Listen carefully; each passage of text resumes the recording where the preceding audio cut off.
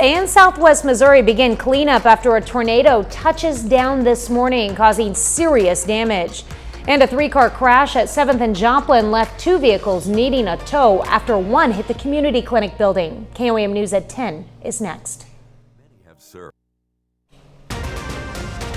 Now at 10, we check out the damage after tornado moves through parts of Crawford County, Kansas and Vernon County, Missouri. Plus, Moundville, Missouri community members rally to clean up after the storm. And authorities respond to a three-car crash as the storm rained down in Joplin. The four states' most watched news starts now. Four-staters begin the long process of assessing this morning's storm damage, salvaging what they can, and cleaning up their communities. It appears much of the damage is from a single tornado that swept through parts of two states. It touched down in the area of Arma and Arcadia in southeast Kansas around 7:12 this morning, and it remained on the ground as it crossed into Missouri, moving into the Moundville and Nevada area before finally leaving Vernon County just before 8 a.m. Despite the devastation, no serious injuries have been reported. This is KOAM News at 10. I'm Tanya Bach. All watches or warnings in the area passed hours ago. And we'll get a weather update in a bit. But first, our team has covered this story since this morning, and we continue with updated information from crews in Nevada, Moundville, and Arma. We start in Nevada, where a number of homes and businesses are damaged. City Manager Gary Edwards says it's too early to estimate damage, but it appears to be substantial. He says the tornado appeared to hop, and the damage is severe in multiple locations. Although some roads were closed earlier, he believes they are all now open. He says the community center is open to storm victims. Too early for estimates on damage, but we can say the damage appears to be substantial. The tornado came in from the southwest and exited through the northeast, but it hopped through town. So wherever it landed, that's where the substantial damage occurred. And so there were multiple locations throughout town where the damage was severe. Vernon County Sheriff Mike Bueller says they are increasing their patrols this evening. He goes on to say his department will not tolerate looting. One of the businesses that suffered extensive damage is Nevada Oaks, where many Missouri Institute of Welding students live. Sherry Snyder's family owns the housing, and one of her concerns is the safety of the welding students and her father, who was staying on the premises. Snyder was planning to move into a new home tomorrow. That home was destroyed in the tornado as well. But we could see the house from one of our cameras, so we could already see on the camera that the house was destroyed. We just didn't know about the garage, couldn't really see it. Snyder says the only person she's aware of that suffered injuries is a maintenance man for Nevada Oaks. She says she's glad the welding students are safe. Another community dealing with damage is the small Vernon County village of Moundville. Residents spent the day cleaning up the damage done to homes and businesses. Many buildings had their roofs stripped away, and the iconic Moundville gas station is nothing but rubble. On the other side of all this devastation, there are people doing what they can to provide relief to those affected. All of these people are volunteers. They just live in the local area, and they show up and they have equipment, and we're cleaning the streets, making the streets where they're passable. And people don't even know who they're helping, but yet they got chainsaws and they're out there doing it, and equipment's moving it. And when a community comes together, you don't really have to ask. Earlier this evening, authorities issued a statement saying the county had approximately 4,100 without power. That number dropped to around 1,000 at about 6:30. Well, there appears to be much less damage in the area of Arma and Arcadia, where the tornado apparently first touched down. However, people in that area tell us they heard the tornado pass and took shelter. Some homes and businesses there might also have some damage. Meteorologist Lindsay Gaffney joins us now with a first look at weather. Well, taking a look, we have reports from the storms.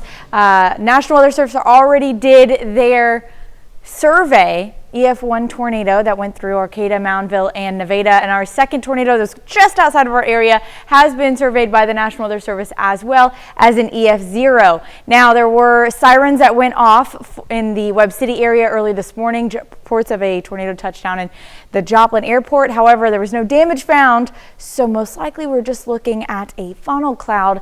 Now, as we continue through the rest of the week, we have low risk for severe weather tomorrow and Friday, and that means very low. That's going to be south of I-44 both of those days, but our main risk is going to be heavy rainfall. That's starting pretty early in the morning on Thursday. We're going to start with some light showers, some light rain. We go in between heavy to moderate rainfall throughout the day on Thursday and Friday. But as of right now, little to no severe threat. But I'm going to have a full look forecast coming up. All right, thanks, Lindsay. As storms rolled through our area this morning, authorities in Joplin responded to reports of a crash involving 3 cars at 7th and Joplin. One of the vehicles crashed into the front of the community clinic building. 2 of the vehicles had to be towed, and 1 was able to drive from the scene. You can find more details on our website as they become available.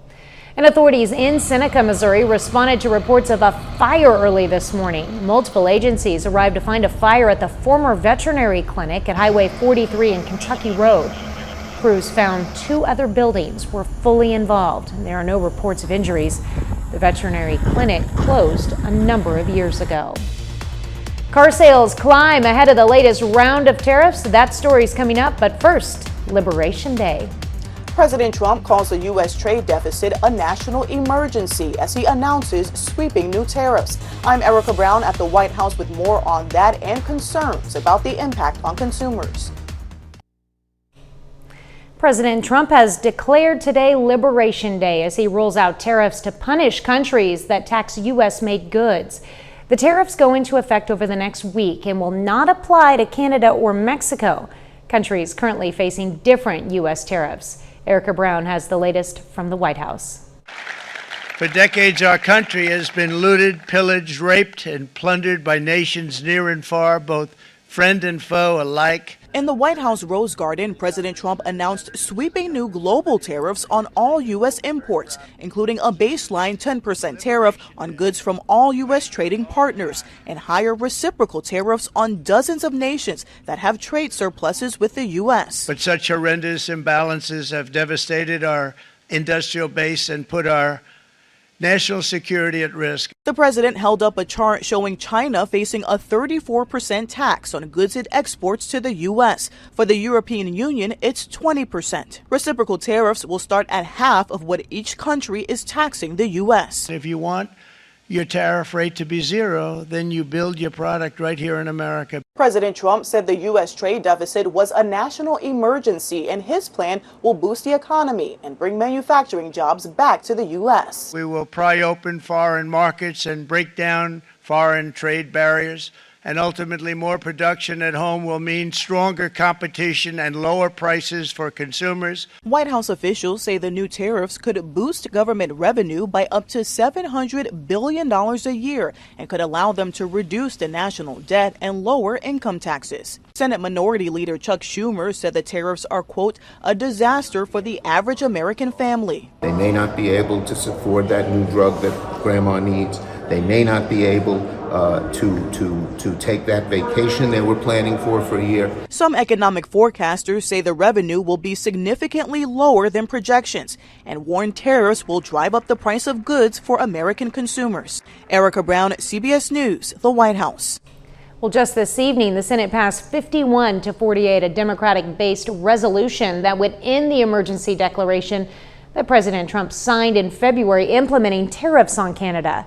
The Republican-controlled House will not take it up.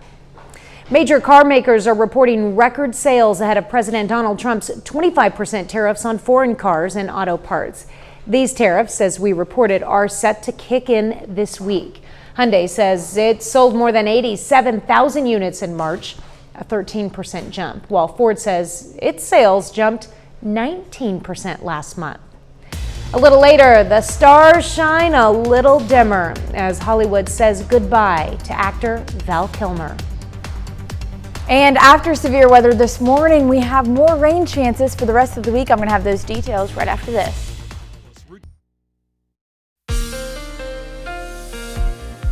Well, after an intense line of storms passed this morning, we had quite a bit of damage. Let's go ahead and take a look outside Indigo Sky Casino and Resort. We've got clear skies, though, for the rest of the night.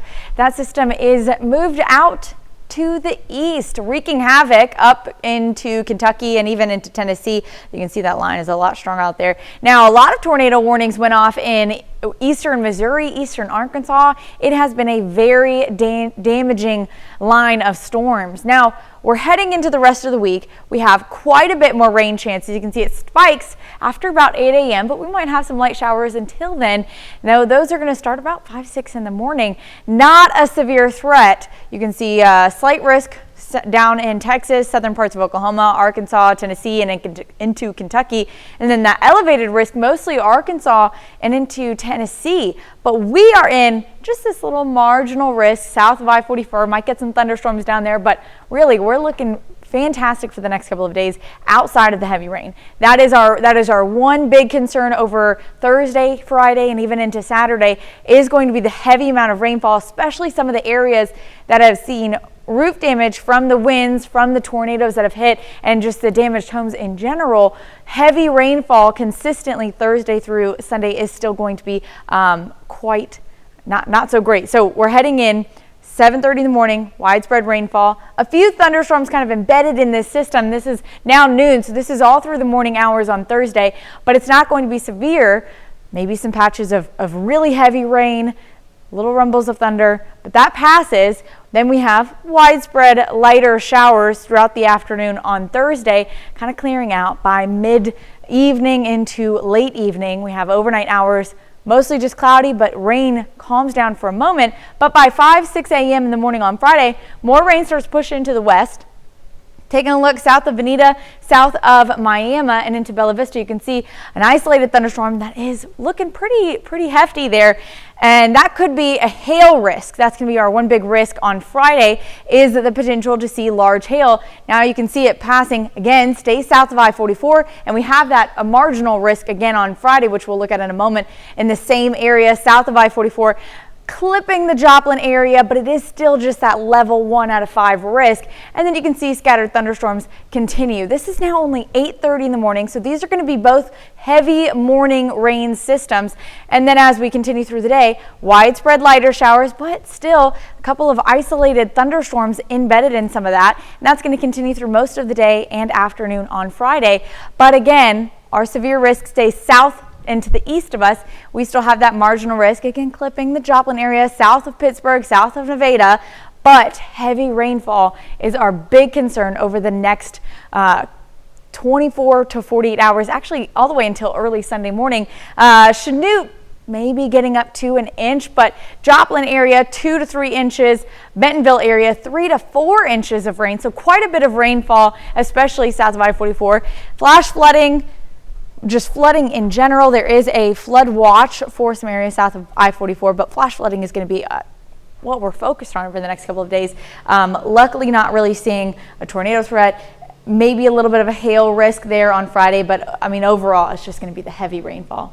We always need the rain, but we don't need it all at once. And we don't need it right after we saw damage already being done by the storms. So luckily though, as we head into next week, we're going to have a much calmer week. Sun returns, temperatures warm back up, hopefully going to dry us out a little bit. So maybe we can get protection done this week and then the repairs done next week. Yes, exactly. All right, thanks, Lindsay. Well, we have the perfect way for you to stay ahead of severe weather season with a simple click.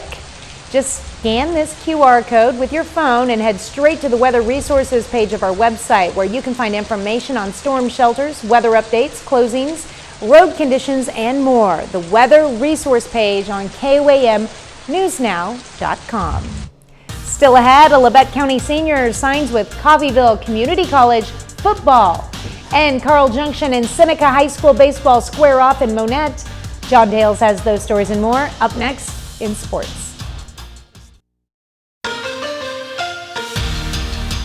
Coffeyville Community College has been raking in the local recruits for its 2025 football signing class, and that continues today as Labette County High School senior Chris Stevens signs to play football at Coffeyville. Now, he has been a standout on the Grizzly offensive and defensive lines for the past several seasons. Stevens helped Labette County to a 4-4 record in 2024, along with a first-round playoff victory. It'll be like a 30-minute drive from my family to come see me play, and my brother that lives in Coffeyville, just a few-minute drive, so it'll be pretty easy for them, pretty easy for me. And it's a busy day for signings in Southeast Kansas. Meanwhile, over at Pittsburgh High School, the Purple Dragon gets the chance to sign today as well. Pittsburgh High School senior Lincoln Laverick signs today to continue his powerlifting career with Team New Hope at Special Olympics Kansas. Laverick says that PHS football head coach Josh Latimer first got him involved in lifting, and that he is forever grateful to be a Purple Dragon. It's really exciting, and to spend it with my family, it's fantastic, and friends and stuff. It's like a team it's like a fun atmosphere, and it's like you hang out with your friends and family, and it's closer to home. Tonight in Monette, Seneca High School baseball takes on Carl Junction. Top of the first, Bulldogs with 2 runners on. Braden Rourke snags this liner out of the air, throws to second, and he gets the double play. Indians escape the jam. Bottom of the frame, Craig Hayes strikes out the first batter he sees, but then runs into a little bit of trouble. Bases loaded, 2 out. Salah's ball hits a chopper to third. Bulldogs can't make the play. A run will score. Indians lead 1-0. Next batter, Asher Prater hammers one to deep right. That's going to one-hop the fence, and he's got a stand-up double. Seneca leads 4-0 in the first. Second inning now, Bulldogs with a man on third. Pitch gets away, and Aiden Strait slides in safely under the tag. That puts Carl Junction on the board. Bulldogs would score 7 more unanswered runs. They take down the Indians. Final score 8-6. Now to Major League Baseball. The Angels trying to sweep the Cardinals. Mike Trout still looking for his first home run of the season, and he gets it here. At the top of the first inning, he puts the Angels on top 1-0. Fourth inning, same score until this swing of the bat from Ivan Herrera. That one is gone for a solo homer.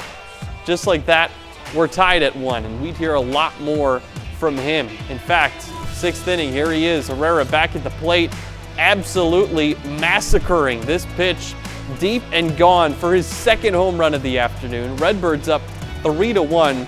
Now to the 7th, they trail 5-3. Wilson Contreras comes through. Base knock into left field. Mason Wynn will score, and check this out. The throw to second gets away. So Lars Nootbaar, he's going to come in and score as well. We're tied at 5. Now to the 8th inning, Cards up 9-5. Herrera at the plate once more. You already know what's going to happen at this point. He tops his previous 2 home runs. Ivan Herrera goes 3 for 6 with 3 home runs. 6 runs batted in. Cardinals beat the Angels 12-5. Royals not quite as fortunate. They fall to the Brewers 3-2 in extra innings. Bryce Terang hits a walk-off bunt to end it in the bottom of the 11th. And then in pro basketball tonight, the Oklahoma City Thunder, they're playing the Pistons. Game's still going on as we come on the air, but they're up by 11 near the end of the third quarter. And it's so awesome to see all these signees that you guys are covering as well. Yeah, very fun. Definitely very fun for everybody involved with all those. All right, thanks, John. That's a look at sports. We're back with more news after this. Hollywood icon, actor Val Kilmer died of pneumonia at just 65 years old. Kilmer played a string of movie star roles in films like Top Gun, The Doors, and Batman Forever. But he was also a great character actor. He'd been sick in recent years, but he never lost his love for making movies. Vlad Dudier takes a look back. You're everyone's problem. I don't like you because you're dangerous. That's right. Nice, man. Val Kilmer shot to global stardom in one of his most iconic Hollywood roles as hotshot pilot Tom Iceman Kazansky, playing opposite Tom Cruise in 1986 blockbuster film Top Gun. You can be my wingman anytime. A role he would later reprise almost 40 years later. Kilmer grew up just outside of Tinseltown in LA's San Fernando Valley. At just 17 years old, he was accepted to New York's Juilliard School. While there, he co-wrote and starred in his own play and made his Broadway debut in 1983. He made his Hollywood feature debut in the 1984 Cold War spy spoof Top Secret. What followed was a string of unpredictable roles in big-budget films. Girl, we couldn't get much higher. Yeah! As rocker Jim Morrison, Kilmer morphed into the sultry, psychedelic icon in Oliver Stone's The Doors. I have a riddle for you. only to then suit up as the Cape Crusader to play Bruce Wayne's alter ego in 1995's Batman Forever. As a heartthrob with good looks, he could easily play the leading man. But he also fell right into place in an ensemble cast with iconic stars. I'm your huckleberry. Playing the quick-witted and deadly gunslinging Doc Holliday in the 1993 Western Tombstone, Kilmer left Hollywood to live on a ranch in Santa Fe, New Mexico while battling his health issues. He was diagnosed with cancer in 2014 and lost his voice to a tracheostomy in 2015. I found that I've been run over by a cement mixer, but I feel better. In that Entertainment Tonight interview, he addressed the difficulties of speaking, which was written into his return as Iceman in a cameo in Top Gun Maverick in 2022. Who's the better pilot, you or me? This is a nice moment. Let's not ruin it. Vladimir Jutit, CBS News, New York. Over the course of his acclaimed career, Kilmer was never nominated for an Academy Award. It's kind of surprising. Yeah, it doesn't sound right. I know. I love Val Kilmer. He was my favorite Batman, by the way. Yeah. Who's good? You've mentioned that, and I agree. I agree. Final check of the weather. Well, it is going to be pretty rainy over the next several days into the weekend. Heavy rainfall Thursday starting pretty early. Thunderstorms on Friday could bring a little bit of a hail risk there in the morning, but really just heavy rainfall, flooding risk over the next several days. All right. Keep an eye on that for sure. All right, final sports note. The Riverton Lady Rams powerlifting team won a state championship over the weekend, and we're going to be hearing more from a bunch of them tomorrow. All right, sounds good. Well, thank you for watching. We will see you tomorrow. Have a great evening and an even better Thursday.